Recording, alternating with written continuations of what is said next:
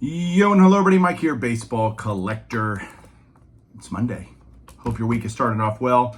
I have got a nice little stack of cheap slabs and it is so good to finally start paying reasonable prices again for stuff. All the slabs I'm going to show you today are from the 80s. That wasn't necessarily on purpose. It just kind of how it worked out. I've been just kind of, as I search through things and different, I'm like, oh, let's look at this year, certain year, and let's look at that year. And I'll find a few and I'm like, okay, good. And lots of combined shipping stuff. And then I find other stuff. I'm like, just rabbit holes, threads. You pull a thread and find more cards. Not a bad thing. But I am cruising right along. I actually will, I wrote down all the prices that I paid because I'm just like, wow, this is awesome. Nothing crazy by far. Probably, again, those cards that nobody else wants but me. But I love them and I'm so excited to have them. So let me just flip this around and start showing you guys what we got. Here comes some 80s awesomeness. Hang on. All right, here we go. Everybody's favorite Hall of Famer. This is actually an auto. Harold Baines, the GOAT. Absolute GOAT. I know I tease Harold Baines and all the White Sox guys are like, he was so good. And it's like, maybe. Not a Hall of Famer to me. But he is. And so I buy his stuff. That's kind of the funny thing. You're like, why would you buy his stuff if you don't really think he's a Hall of Famer? Well, because he is. Not my decision. I was looking at 80s cards and found this. $33 I paid for this. And a lot of you might say, I would never pay $33 for a Baines autograph. But like at the National, he's like $75. And so I paid $33 for this 85 tops, already slabbed. So to me, that's a good deal. $35 for any Hall of Famer slabbed is all day for me. What's a great video with one Harold Baines card? How about two Harold Baines cards? This will be the last one you see, so don't think this is all Harold Baines all the time. This was actually the most expensive card of the rest of the regular slabs. $17 I paid for this, which again, I can't even grade an 89 tops for $17. And this one came back in mint 9. The ones I would send in would be lower probably because that's just how PSA rolls. But I'll take a 9 on that for $17. Again, lower than the cost of grading. So yes,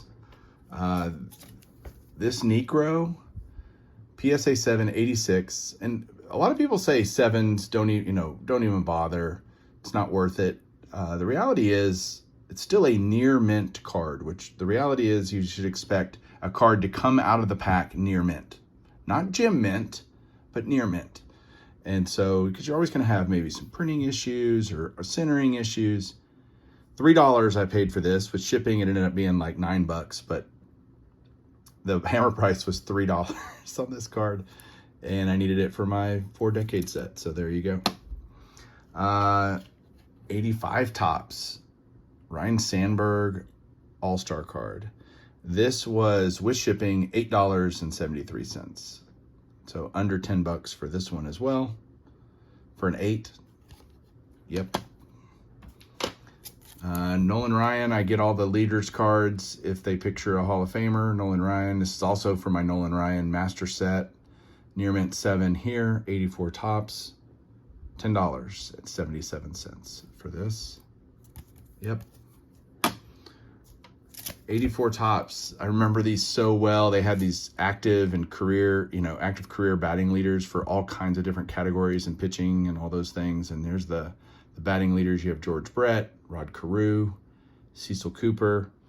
This was actually $16 because this stuff just didn't come up very much, honestly. I think it was maybe $10 or $11 plus shipping and tax made it 16, but I don't see these a ton, and so when I do, I kind of hope I can pick them up. I really try to.